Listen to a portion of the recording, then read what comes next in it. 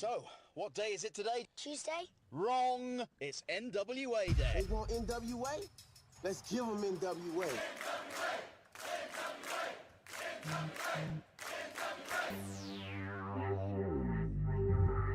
I was thinking that it might be a good idea if you and I formed an alliance. Let's get ready to rumble! Attention, everyone. Welcome to the greatest wrestling program in the world. Ladies and gentlemen, can I please have your attention? Stop what you're doing and listen. Okay, let's party. It's the pre-party with J. Cal. What is up, everybody? Welcome to the pre-party, a presentation of Alliance-Wrestling.com, your number one source for news and information for the National Wrestling Alliance. My name is Jay Callen. Each and every Tuesday, I come to you, my friends, my fans, my confidants. That's so weird saying fans. Holy shit, that doesn't sound right. I'm just going to say friends if that's okay with you guys, right? We're friends. I could say friends, right? Fan sounds weird. But if you guys appreciate the content, if you enjoy watching the content, make sure you like, comment, and subscribe. We're live right now on YouTube, Kick, Twitch, and even on TikTok. Don't you know we got you all the bases covered here at the Alliance blog. My name is Jay Cal. I've been talking about pro wrestling for damn near 20 years. I'm a former editor-in-chief of SoCalUncensored.com. I've been writing about the NWA since 2006 at Alliance-Wrestling.com. And I've been on many journeys around the world to report and comment on the sport of professional wrestling. And I'm just giving a little bit of background because we have a lot of new people watching. So I want to make sure you guys know that when you're talking to J. Cal, it's a credible source. I've been to Tijuana, Mexico for Lucha Libre. I've been to Mexico City for Lucha Libre. I've been to the United Kingdom for Rev Pro. I got to see that right in the city of London. I've been to China to see the NWA World's Heavyweight Championship be determined between Colt Boom Boom Cabana and Nick Aldis. I've been to North Carolina and Georgia and Missouri and Tennessee and Arizona and Nevada and, of course, California, my home state, to see pro wrestling and comment on it. So that's kind of what I do here on TikTok, YouTube, Twitch, Kick, and all that good stuff. Want to give a shout out to our good pal, The Worm. Jeremy, what's up, man? Haven't seen you on in a while. Hope you're doing well. And I got to ask, man, are you got the itch yet to come back? You ready to do some more wrestle talk over here on the Alliance blog? What's going on, noob? Thanks for hanging out in the chat today. Look, there's a lot. Hey, Bobby, welcome to the show. Thanks for everyone for jumping on and hanging out with us. You have a lot of options of entertainment, what you want to do on a Tuesday. And it makes my heart feel very nice that you guys want to hang out with your boy Jay and talk some pro wrestling. There is some sad stuff, though. I mean, we have to acknowledge the real world. Unfortunately, there was a passing in the NWA family recently.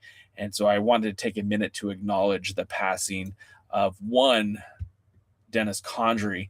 Dennis Condrey, known famously throughout the world as one half of the Midnight Express. I'm going to tell you right now, he is quite possibly the first Paul Heyman guy. His passing was not unexpected, but also still sad. I mean, again, anytime someone passes away, I think it's terrible. It's tough. All death is tragedy. Paul Heyman took to Twitter to say that rest in peace, Dennis Condrey. There are many who were closer to Dennis, but few who had the blessings of learning more from him. What a remarkable performer. Much like Ray Stevens, he did it so naturally. Instinct, talent, feel. I remain forever appreciative of the patience he had in dealing with me. Thank you, Dennis. Thank you, Dennis. And that was from Paul Heyman. He took on his take on Twitter. The National Wrestling Alliance also reported on his passing. They went into details about his passing, and I have it right here. I'll read what they wrote about him. A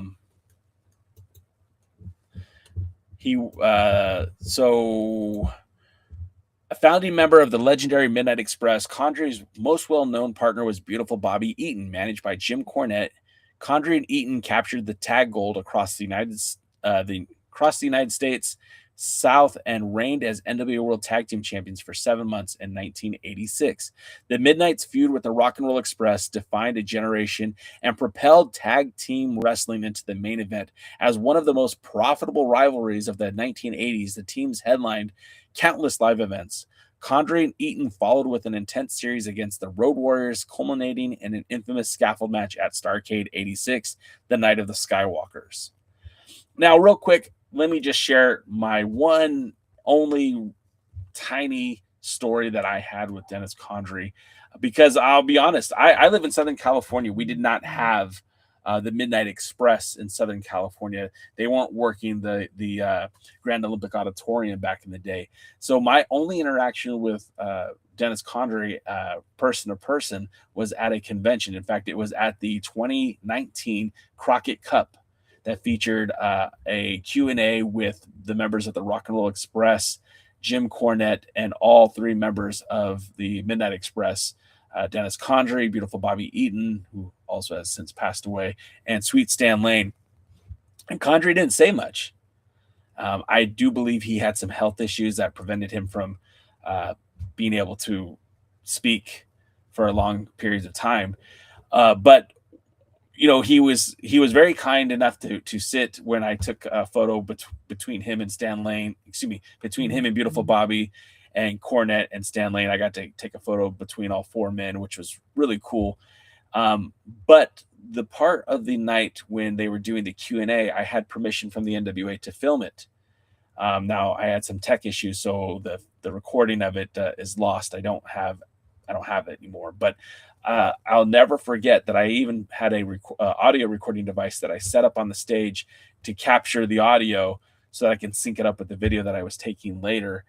And as they concluded their discussion, Condrey looked at me, made eye contact, and pointed down to where the recording device was to make sure that I didn't forget it. And he was under no obligation to make sure that I had anything. You know, he was under no obligation to make sure that I didn't lose my little voice recorder. But it's something that he did out of the kindness of his heart, and that meant a lot to me, because again, I'm nobody in the grand scheme of things. I'm just a guy with a camera talking about pro wrestling. But from a person to person standpoint, he made sure that I didn't forget something that was not easily replaceable. Plus it had recorded the audio from what was happening earlier in the night. So like for that, just him being a good guy, it made me very sad to hear about his passing. And of course, to all of his friends and family and his fans, our most sincere condolences, and may he rest in peace. And, hopefully, the WWE has taken knowledge of this, acknowledged his passing, and maybe we'll see the Midnight Express in the Hall of Fame in 2027. So maybe. Thanks for liking the video, Bobby. I appreciate that. Jeremy, glad that you finished up early. The itch is definitely there, but work is keeping me busy at the moment. I get it. Not all of us have the ability to take a Tuesday afternoon off, and I'm very grateful for my boss for letting me work from home on Tuesdays so that I can do that. But very sad to hear about the passing of Dennis Condrey. And again, life is filled with tragedy. People die every day, and all of it's sad. And all of it is depressing. Please don't come to me for wisdom and guidance for the grieving, because I don't know how to respond to it, to be quite honest with you. I'm doing the best I can. But I will say this, Dennis Condrey did hold the NWA Southeastern tag titles 18 times. He had multiple partners, including Norvell Austin, David Schultz, and Phil Hickerson. Most of his success came from teaming with Beautiful Bobby Eaton and later with Randy Rose. He and Rose were able to become AWA World Tag Team Champions. And again, Bobby Eaton and Condrey were the NWA World Tag Team Champions. Wicken says, wasn't there like 6 different combinations? The ones that I can think of, right? It started off with Condrey and Eaton. That was the original. And then Condrey was replaced later by Stan Lane. And that was with Jim Cornette still as the manager. And then Condrey and Ravenous Randy Rose became the original Midnight Express. And then in the, I want to say late 90s, like 98, 99, Jim Cornette reintroduced a new Midnight Express with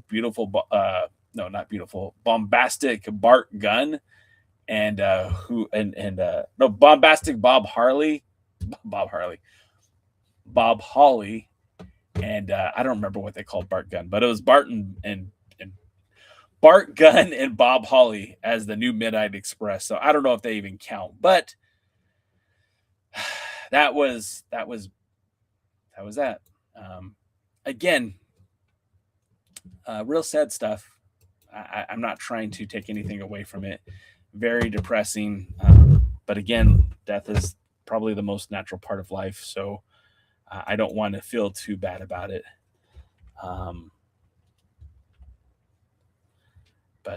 Yeah, sorry. We're moving on all cylinders tonight. We're going to move on talking a little bit about the NWA, of course, what's been going on with our world's heavyweight champion. But before I get to that, I do want to answer what Wiccan said. I remember in the 80s, it was Condrey and Rose. Then in 81, Austin joined. Wiccan, that, you know what? I'm going to be completely honest. That might be before my time. I don't remember Condrey and Rose. I know that they ended up pairing off later in the AWA, but I don't remember them working together in the NWA. Let's see here. So our NWA World's Heavyweight Champion recently made his return to the Pacific Northwest, working for DOA. Now, what's interesting, I say return to the Pacific Northwest, because for those of you that don't know, Thrillbilly Silas Mason actually got his start in pro wrestling working in the Pacific Northwest, working with promotions like DOA, and even working with, I think it was West Coast Wrestling Company. I think that's what it was called. And now I have to look it up because I can't leave good enough. I can't leave it to be just good enough. But he got his start as Cassius. No, I'm saying it wrong. I will get it here in just a second. Thanks for being patient with me. Let's see. So yeah, as Cassius Coons, which is just the craziest name, Silas Mason was working with the West Coast Wrestling Company. He was working with the NWA Blue Collar Wrestling. He worked with the IHWE, the Northern California chapter, and then was spending time working a lot of those matches, also with DOA, and spent the first probably 2 years of his career up in the Pacific Northwest, and he was wrestling guys like Gangrel, friend of the show, Mikey O'Shea, and even worked as the Wrecking Crew, teaming with the Grappler to take on guys like Sin Bowden, and again, a lot of the talent up there in the Pacific Northeast. But where he really started to kind of get his calling was working back in Tennessee with some of the promotions out there before joining the NWA on a regular basis.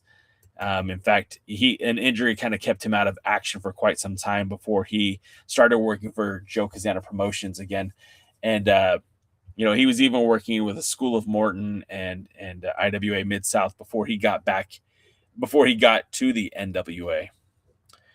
What's going on, Main Event Jay Uso fan? What's going on, Ron, Rock Cool, and Alan? What's up, everybody? Hope you're all doing well on this Tuesday. We're talking about the NWA World's Heavyweight Champion, Silas Mason, who did take the title to the Pacific Northwest this past weekend with DOA Wrestling, where he defended the title in a triple threat match. Actually, I think it was a four-way match. He defended the title against Drexel, Ricky Gibson and Dr. Cleaver. That was on the Sunday, the 22nd. And then the night before, he wrestled against, what was his name? I don't see his name now. Anyways, he had 2 successful title defenses. Again, a 4-way matchup and a 1-on-1 matchup. And he is set to make his return to Chicago on Saturday, May 9th, as part of the NWA Chicago event with the 10 pounds of gold. He's also scheduled to be a part of the next Crossfire event on April the 10th, where he'll be taking on Jameson Shook. And he is scheduled to be a part of next weekend's NWA dog. What is it called? Dog Pound Championship Wrestling. They call the events Paradox. Sorry, I got caught up in the name there. So, really cool to see our world's heavyweight champion taking that 10 pounds of gold across the globe, I shouldn't say globe. He hasn't left the United States yet, but he has taken it to places that hasn't been seen in a while, taking the title to Texas, to Oregon, to, of course, Tennessee. That's not that big of a deal, but, he'll be taking the title back to Illinois. He's taking the title to New Mexico. So as a world's heavyweight champion, he really has been getting out there. I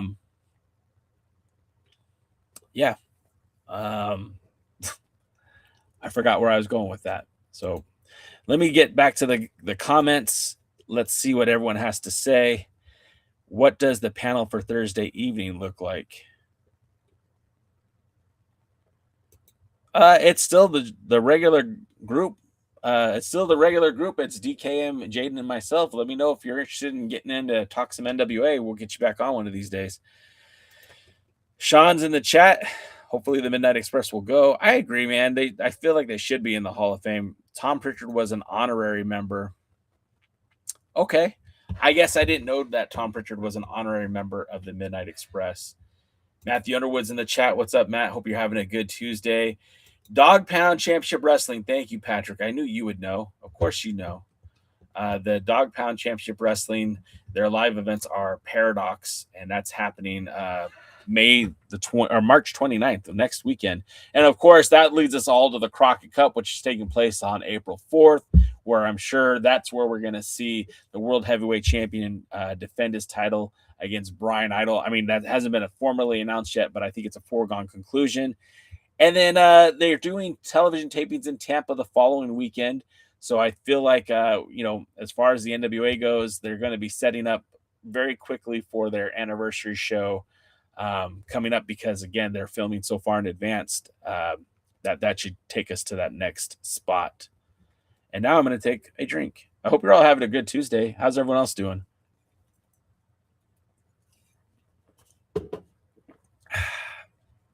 You got to be careful with this bucked up energy. It has 300 milligrams of caffeine. And if I wasn't doing an interview later tonight with Ariel Van Gogh, I probably would forego that much caffeine this late in the day. But you got to be on top of it, Anyways, so let's talk about this week's Power, because we're going in hard to the Crockett Cup. If you guys aren't aware, Crockett Cup, the event, the signature live event, doesn't happen until April 4th, but they've already recorded matches. We're already going to see these matches starting tonight. And you could go to Roku right now and watch this episode right now. Or you can wait till 8 p.m. Eastern, 5 o'clock Pacific on Roku Sports and watch it in real time. But they've already have some of the matches set up. Of course, we're going to get Carson Drake taking on Chico Adams. Now, Chico Adams is not somebody I'm very familiar with. I did a little research. He makes his debut for the NWA Power this week, taking on a former television champion in Carson Drake. In the past few years, Chico has been mostly enhancement for both AEW and WWE, with appearances on Dynamite and on NXT programming. He's been a regular in Coastal Championship Wrestling going back to 2015. He's kind of a Florida guy, and filming in Tampa is good for Florida guys to get opportunities to be on TV. And again, who knows, if Chico Adams makes a great impression, maybe he could be introduced to a regular member of the roster going forward. But his opponent tonight is the extremely capable Carson Drake. Now, I'm not the biggest Carson Drake fan, but you have to acknowledge that he's a former television champion. He's held the Joe Kazana Promotions Southeastern Heavyweight Championship. He's a former WLW Heavyweight Championship. That's the main title there in Missouri. So you have to give some credit where credit is due. Drake has his sights set on the 10 pounds of gold. And I'm sure he'll be looking at the results of Brian Idol and Thrillbilly Silas Mason very closely. Drake is also currently the number one contender for the XO Pro Heavyweight Champion. But let's keep in mind, Exodus Pro is no longer a member of the NWA. There was no announcement. There was no press conference. It just slowly and quietly removed any affiliation with the National Wrestling Alliance from its social media and website. And they've referred to the title now as not the NWA Midwest Championship, but now it's just the NW or the XO Pro Heavyweight title. So no longer a part of the NWA. And most recently, we saw Carson Drake teaming with the Hard Way to take on Dr. Vic and the Devastation Reborn, which was just a kind of a clusterfuck of a match, to be quite honest. I very much enjoyed the Hard Way. I very much enjoy seeing a team like Devastation Reborn. I don't ever have to see Dr. Vic wrestle again. Wiccan, you're going to send me a message about someone who supposedly signed with the WWE and you want to get my reaction. I love it. We know that the former NWA Women's World Tag Team Champion who used to team with Tiffany Nieves, Valentina Rossi, has signed a WWE ID deal, or at least is rumored to have signed one. And a lot of people are saying, well, did she do this? Oh, hey, Chris just said that in the chat and I didn't see it. A lot of people are asking me, like, well, is this a case of her, the NWA scouted her out? Or is this a case of, how did this happen? Well, first of all, I feel like the NWA is absolutely a place for you to showcase talent. Valentina Rossi really had made her bones in the women of wrestling long before coming to the NWA. A lot of people were already very familiar with her in the industry, working as Adriana Gambino in Women of Wrestling. I think that was her name. And okay, Wiccan, well, that's important too. But this is an NWA one, and that was asked on YouTube. But Valentina Rossi, she was showcased by the NWA. She wasn't there for very long, and mostly because she had commitments in other places. She was working in Japan, and I feel like although the partnership between her and Tiffany Nieves was extraordinary, I felt like they very much complemented each other. She was meant for bigger and better, and I don't think she'll be the last person signed from the NWA to get an opportunity in that ID program, or even just a spot with the NXT. But shout out to Valentina Rossi. The ID deal, I'm not exactly sure how these ID deals work, but if they're getting better bookings and being showcased more because of it, then good for them. Patrick Moore says, I was wondering what was going to happen with Exodus Pro. I mean, look, the long story is the minute that EC3 said that he was done with the NWA, you kind of had to expect that Exodus Pro would leave the NWA. Now, personally, if I'm Exodus Pro, I would have still kept that relationship available. Even if EC3 doesn't want to be a part of the NWA roster anymore, as a business, having a pipeline to send your talent to a company that is, has a Roku program that people are watching every single week, you're getting an opportunity to take your students, turn them into performers and athletes, and putting them on TV. There was a great pipeline, and we saw it with Carson Drake. We saw it with the Slime Balls. We saw it with Pretty Boy Smooth. We saw Dante Casanova and Christian Argento. All these guys were mentored by EC3 early on in this whole relationship.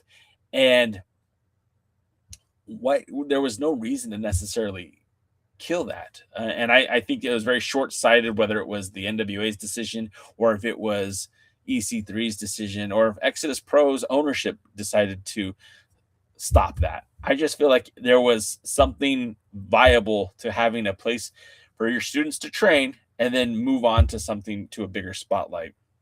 Now, Sean Mega says EC3 must really know the real numbers to not really care.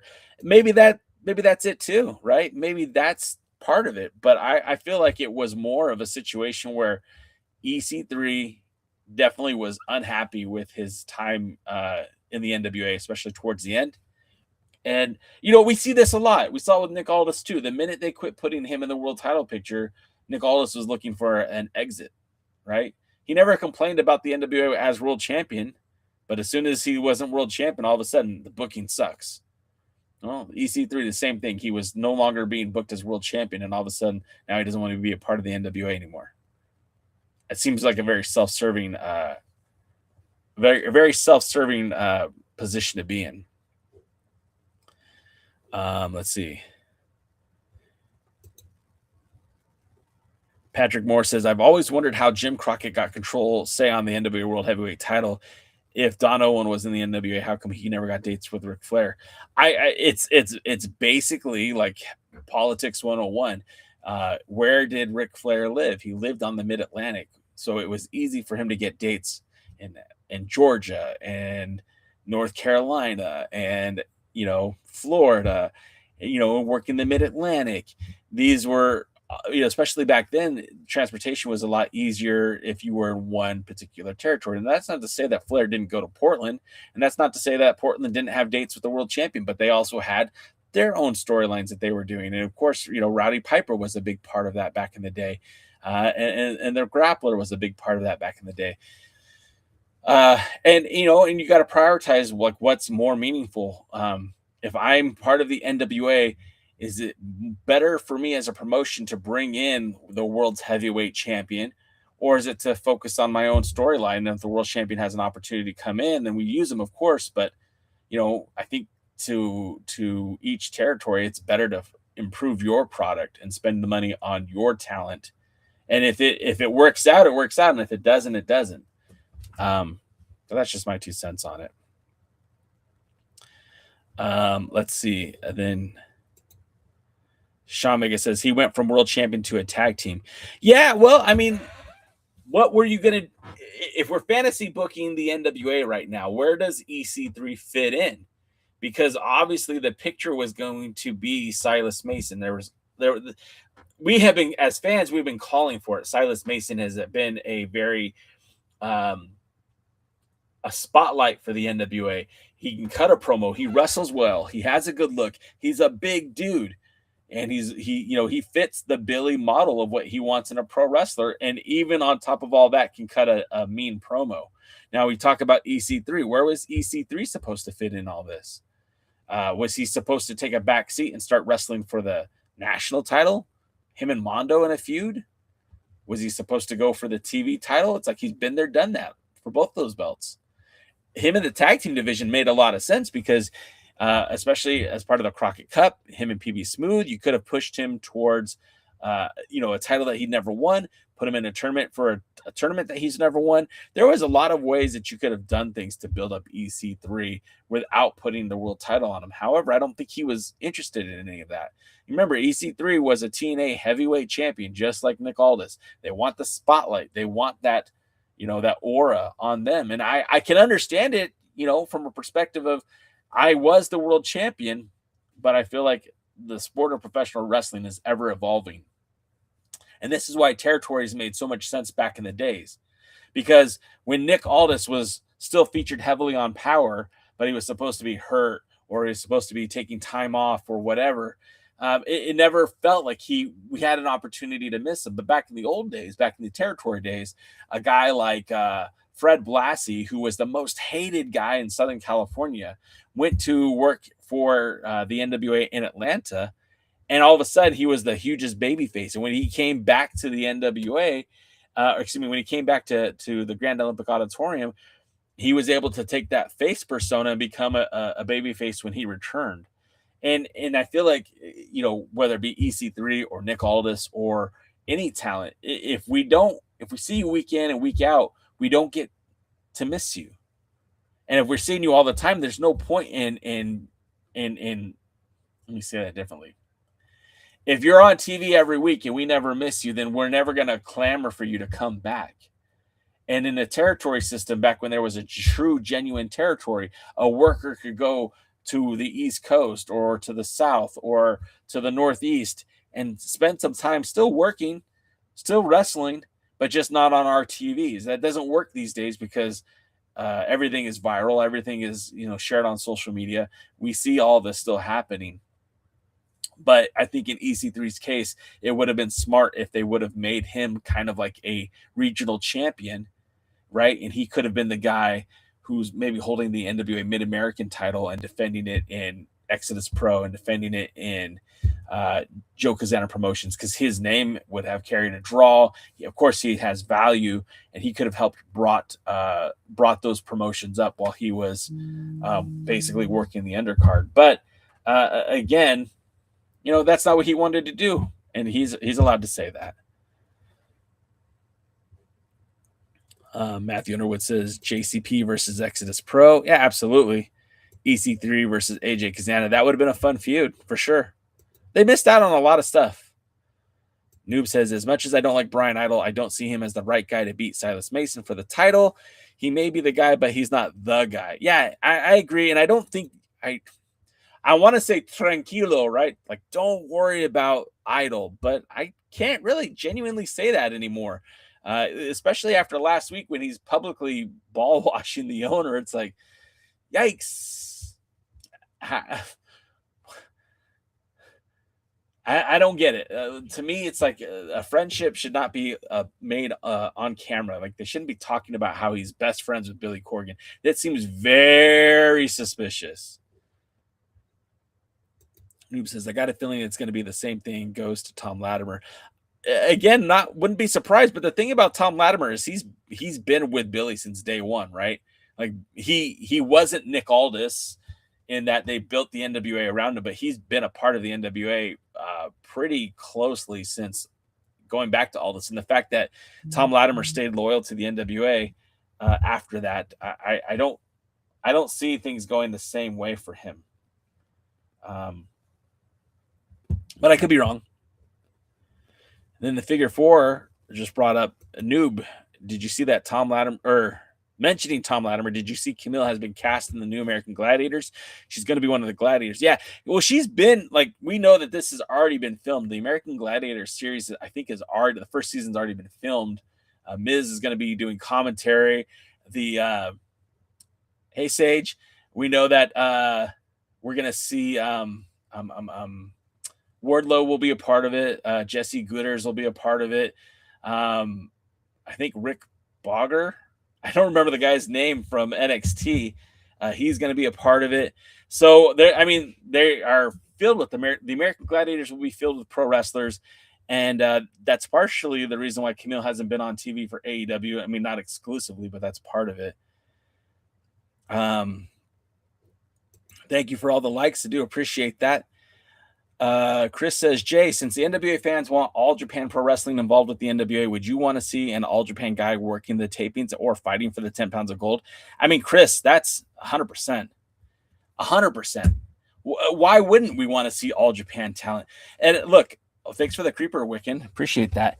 When we talk about pro wrestling, and some of the three most historic wrestling companies, I think, are All Japan Pro Wrestling with its legacy of Giant Baba, CMLL that used to be a part of the EMLL, and of course the NWA. Now New Japan's right there too, right? But New Japan's done its own thing for so long, where All Japan has struggled to be relevant, and they might be more relevant today than they've been in a long time. But I don't see where a partnership with the NWA would hurt them at all, and especially when they have guys like Silas Mason and AJ Kazana and Wrecking Ball Legursky. I mean, Wrecking Ball Legursky would do so well in All Japan Pro Wrestling.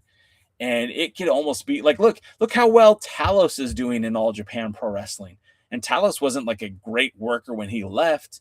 I'm sure he's learned a thing or two being in All Japan.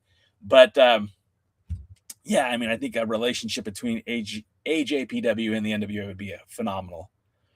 Bobby says, do you think Kenzie Page gets a rematch against Markova at Crockett Cup? I mean, they haven't done anything to build that. And if that's the plan, that would be, I mean, it's not a terrible idea. I feel like they're going to build Tiffany Nieves versus Markova for Crockett Cup. But, I mean, we just have to wait and see.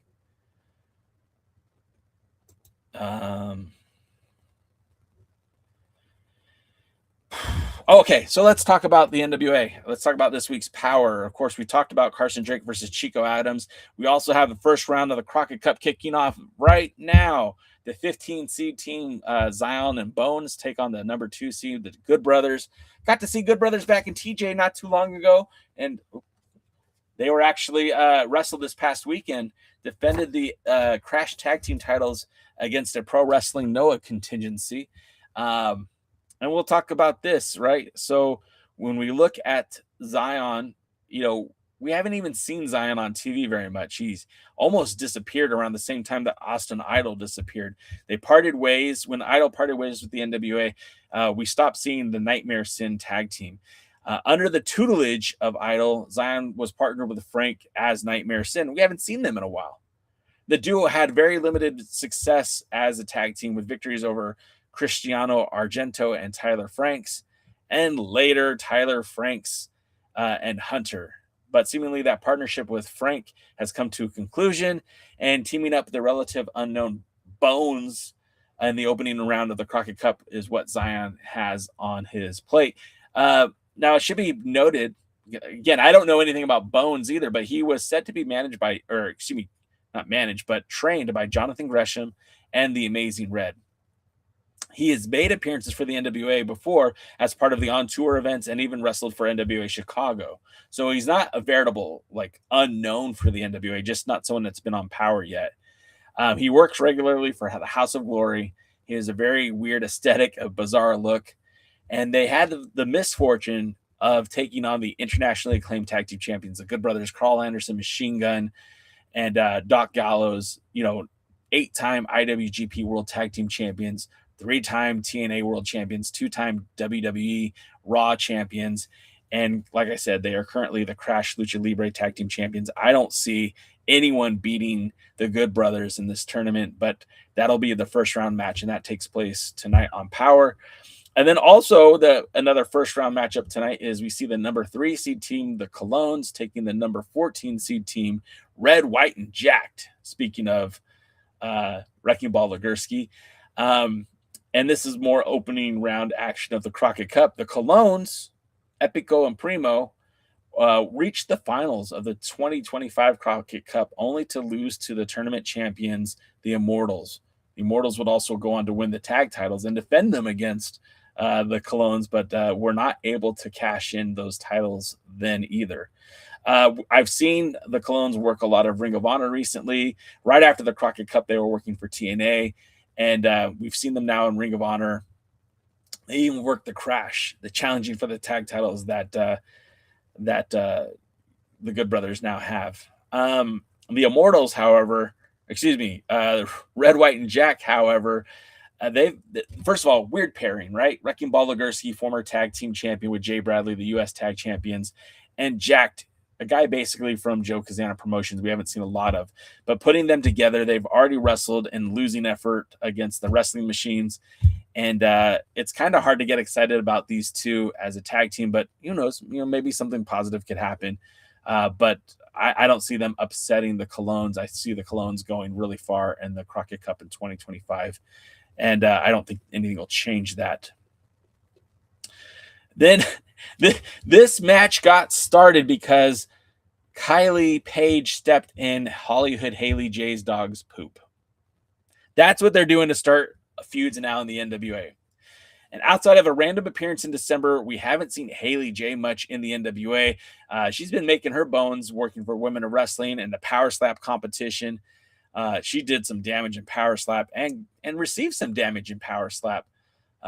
Not a big fan. I don't want to see people get slapped in the face. But this isn't the first time we've seen Haley and Haley and Kylie square off in the ring. They've actually fought last year at the Crossfire 20th anniversary event, and the younger Paige had Haley J's number that night. Kylie has been teaming mostly with her sister Kenzie, but has still dispatched adversaries like Hera. And Kylie is currently the reigning Joe Kazana Promotions Women's Champion and holds the NLP Women's Championship. I don't know what NLP is, but congrats to her.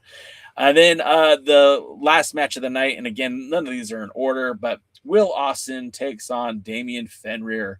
Fenrir is a superstar in the making. Guy has it all. Great looks, good style in the ring, very entertaining to watch. He's coming off the victory of Alex Taylor just a few months back. And to me, I think Fenrir is the future of the NWA World Junior Heavyweight division. Now, obviously, Slade is the champion right now, and that is a huge obstacle to overcome. But Fenrir has been wrestling very well as of late in his time in the NWA. And he has a victory over Slade. He beat Slade in the King B match to get his shot at Alex Taylor for the World Junior Heavyweight title.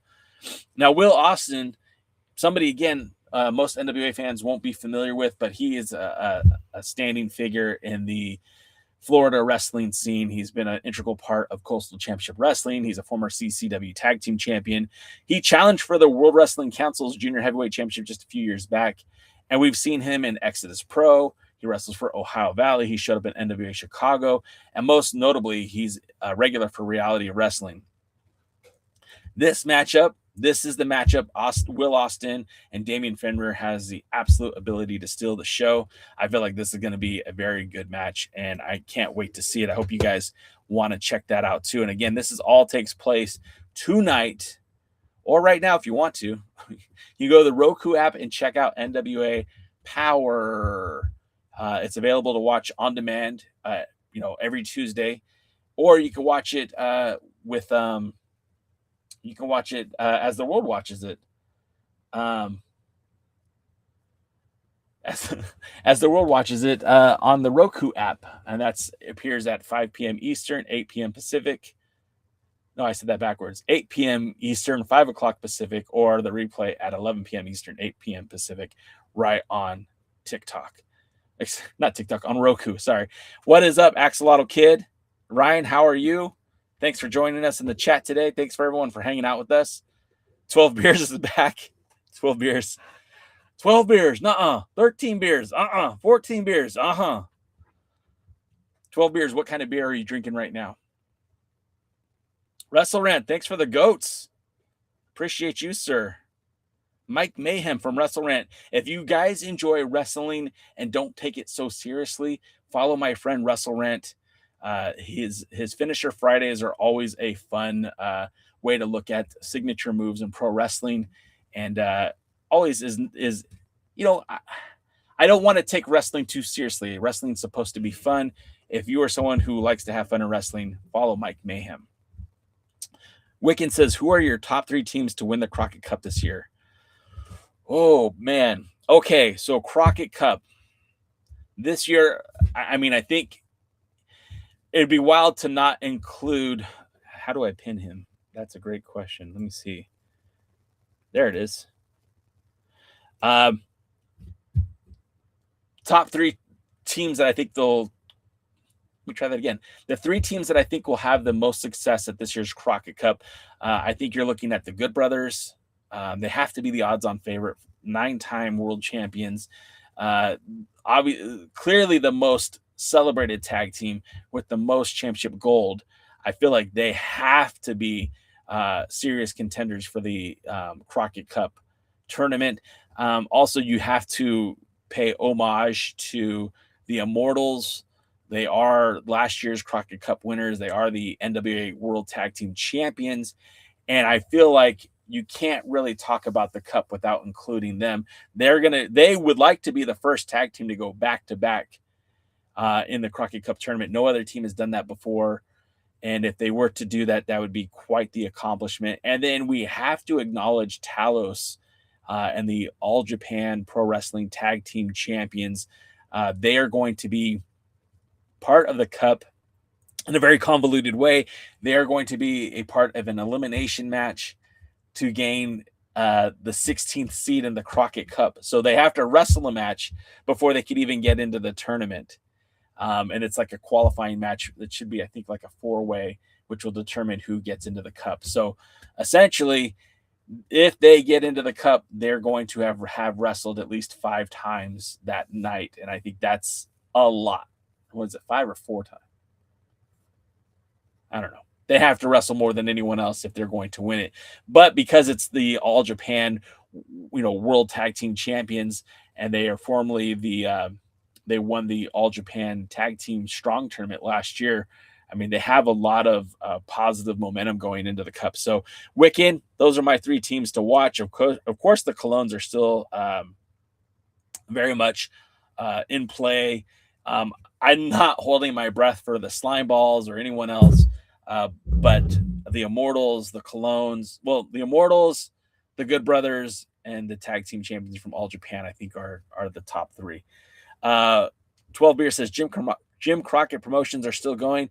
No, the Jim Crockett Promotions are kind of Jim Crockett Promotions is part of the World Wrestling Entertainment. JCP broke off from the NWA, formed WCW. WCW ended up being purchased by the WWF, not WWE. So no, Jim Crockett Promotions are no longer running, but the family, the Crockett's, still do exist and had given the NWA permission to use the name, the Crockett Cup, to do this annual tag team tournament. So that's why we still have a Crockett Cup in 2026. Let's see.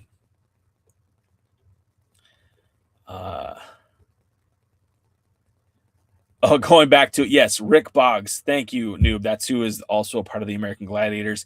Matthew Underwood also brings up J-Rod. J-Rod, who wrestles for One Fall Wrestling with QT Marshall out in Atlanta, has been a part of the United Wrestling Network in the past, has had dark matches for AEW. I think she had 1 or 2 matches in the NWA. She also will be a part of the American Gladiator reboot. So good call out on that.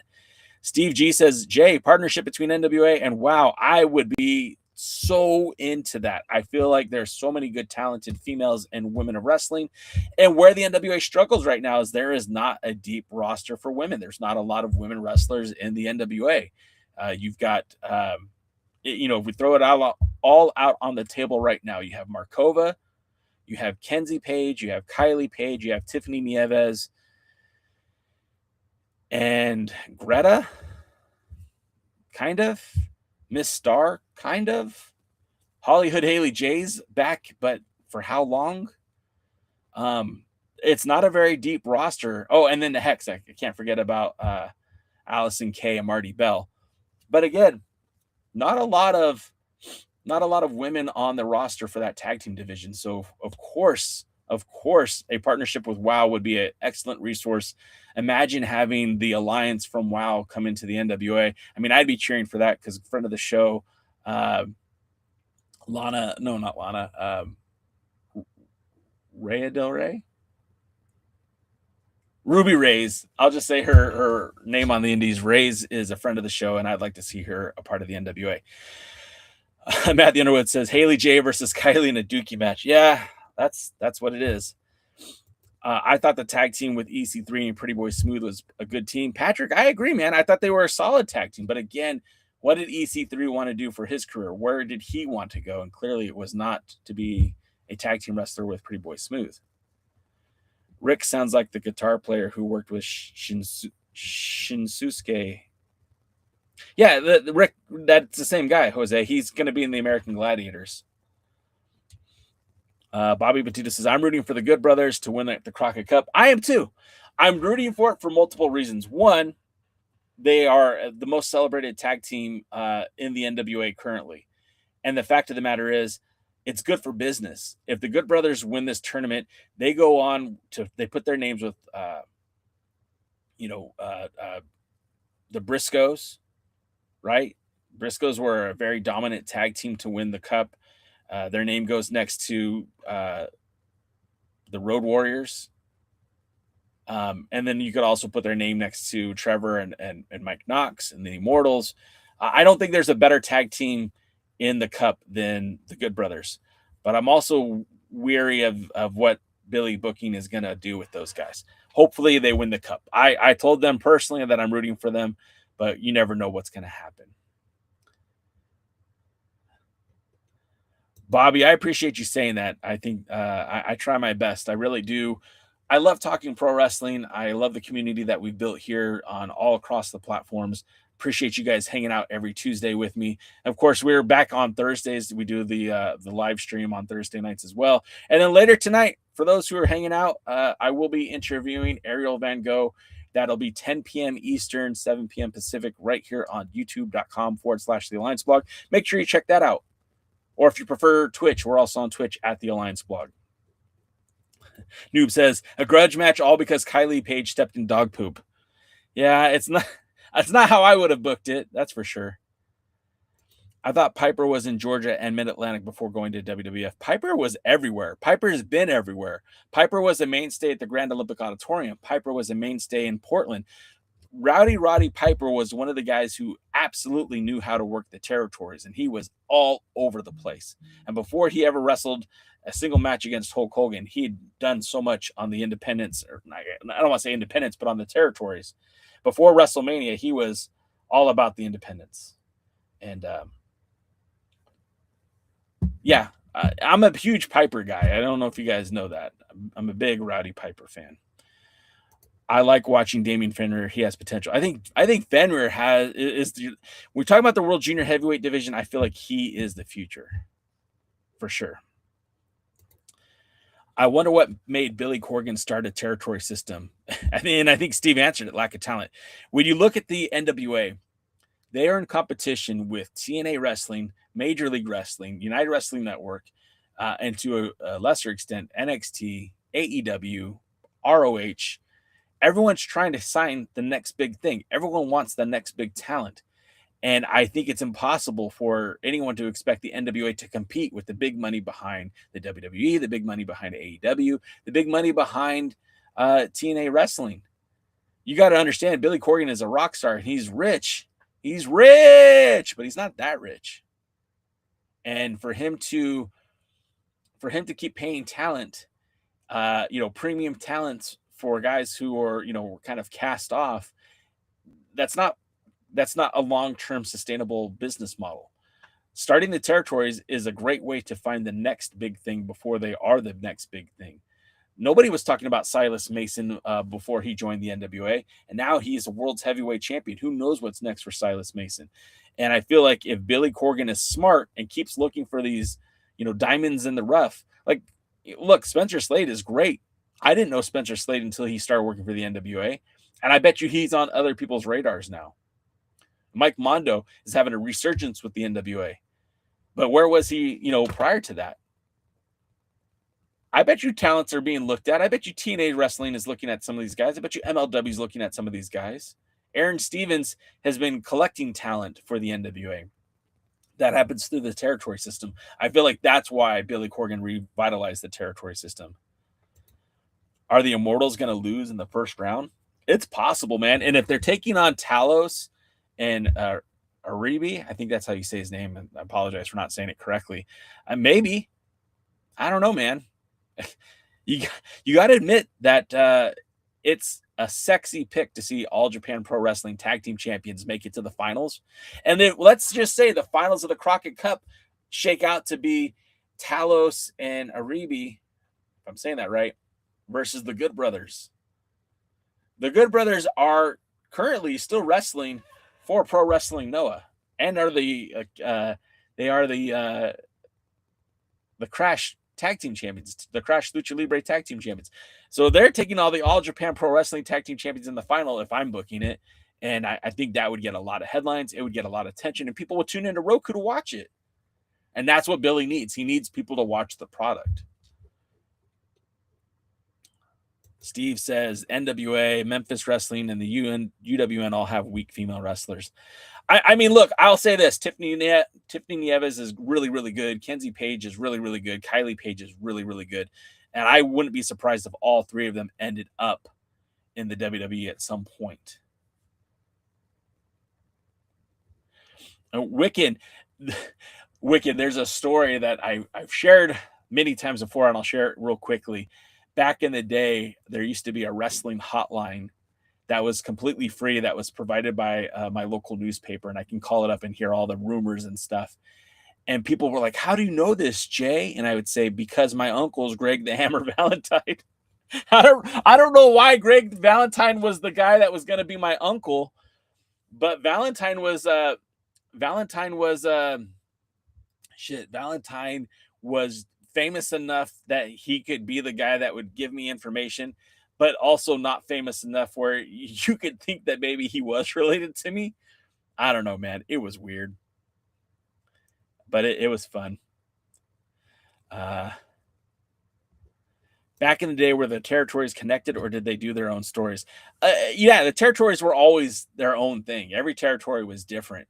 And that's like, again, when Piper would go from Portland down to, so Los Angeles, and at the Grand Olympic Auditorium, Chavo Guerrero Sr. and Rowdy Piper feuded over the NWA light heavyweight championship, and it was literally one of the biggest feuds of that time. But then he'd go up to the Pacific Northwest with Don Owens, and then he would end up in the Mid-Atlantic, again in a blood feud with Greg Valentine. Like every territory treated it differently. Now, if the world champion came into town, obviously it was a cause for pause, and whoever was the top, baby face in the company would come and challenge that top heel or vice versa. But yeah, every territory was its own entity. The NWA was never a single promotion until Bruce Tharp bought the NWA or sued for it. Up until that point, the NWA was a collective. It was like thinking of like the Major League Baseball, and each team was its own thing. Each territory was its own thing. And they all, the Angels play for Major League Baseball. The Dodgers play for Major League Baseball. The Yankees are in Major League Baseball. But they're all their own team. That's the same thing with independent wrestling and the territories back in the day. NWA Hollywood at the Grand Olympic Auditorium, Don Owens promotions in the Pacific Northwest, or Jim Crockett promotions in the Mid-Atlantic. They all had their own thing. But when the world champion was involved, obviously that was the main focus when those guys came to the town. No one cares about TVMA ever since Valentina Rossi got kicked out. I don't know, man. I think Tiffany Nieves is still really, really competitive and over with the audience. Jay, you ever going to go back to recaps like Jeremy did? Jeremy, they want you to come back and do recaps. You still out there? Benrick, I don't know who you were on TikTok, but thanks for coming in. Appreciate you. Also, the storyline with Tiffany Nieves and Dr. Vic character already feels sus because he wants to. Yeah, Noob, I'm not a big fan of the whole Dr. Vic thing. I wish that would go away very, very quickly. Who owns All Japan Pro Wrestling? That's a great question. I don't have the answer for you on that one, Patrick. I don't know. I know New Japan has had several different ownership changes, but do you know, does West Coast Pro Wrestling still exist? Steve, you asked me that on YouTube the other day. Yeah, they're still doing events. They just recently did one back in February. And as far as I know, yeah, they're still putting on events. I don't know if they're putting them on YouTube, but they still are doing live events. Their last event was in the City of Commerce. Steve, why you got to rib me about the Angels, man? That's my team. Patrick Moore says, wasn't All Japan Pro Wrestling in the NWA originally? Yeah, so Ricky Dozen, the grandfather of Puroresu, had two students. They were Giant Baba and Antonio Inoki. And those two students basically determined those two students determined the state of pro wrestling in Japan. And Inoki wanted to do more with like mixed martial arts. And his wrestling was geared to look more like a competitive martial arts wrestling match. And Baba was more about the show. And that kind of changed over the years.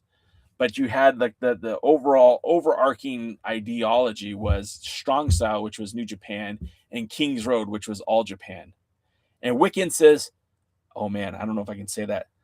Tsuyoki Fuduka currently owns All Japan Pro Wrestling. And so that the way that mentality was, Inoki was partnering with the WWF early in New Japan's days. I mean, they had Hogan come over, Ichiban, Hulk Hogan, and doing part of the I IWGP tournament, right? Where All Japan had a connection with the NWA, Harley Race, and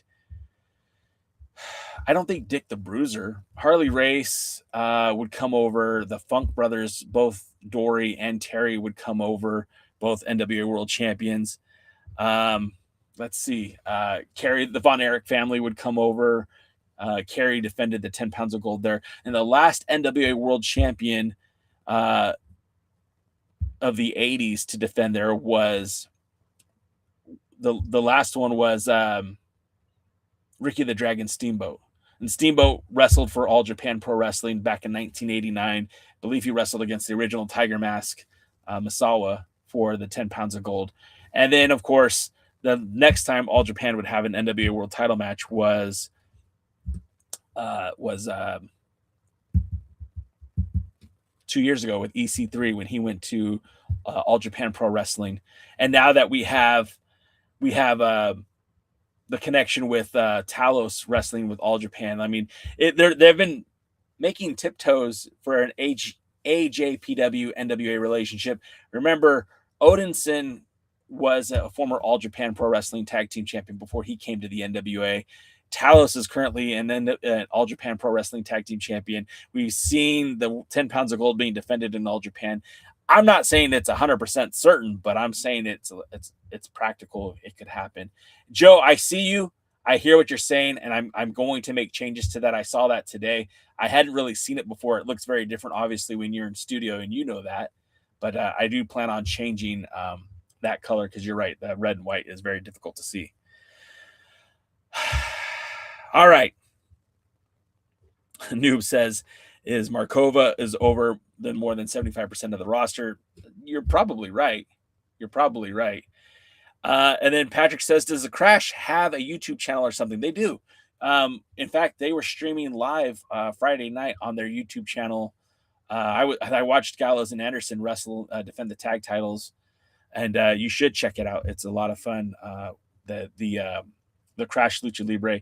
Again, it's the biggest territory. It's the biggest independent wrestling promotion in Tijuana. That same venue hosts matches from AAA. It's hosts matches from CMLL, but under the Crash banners where you get the Good Brothers. So check that out. All right, guys, I'm gonna call it a day. We did our 2 hours on TikTok. We'll be back later on YouTube later tonight. I'm going to be speaking with Ariel Van Gogh. That'll be 7 p.m. Pacific, 10 p.m. Eastern. If you guys want to join that conversation, please hang out with us. We will be talking about, believe it or not, he had some history with the NWA. We'll be talking about it. So I hope you guys will check that out. But until next time, we will see you at the matches.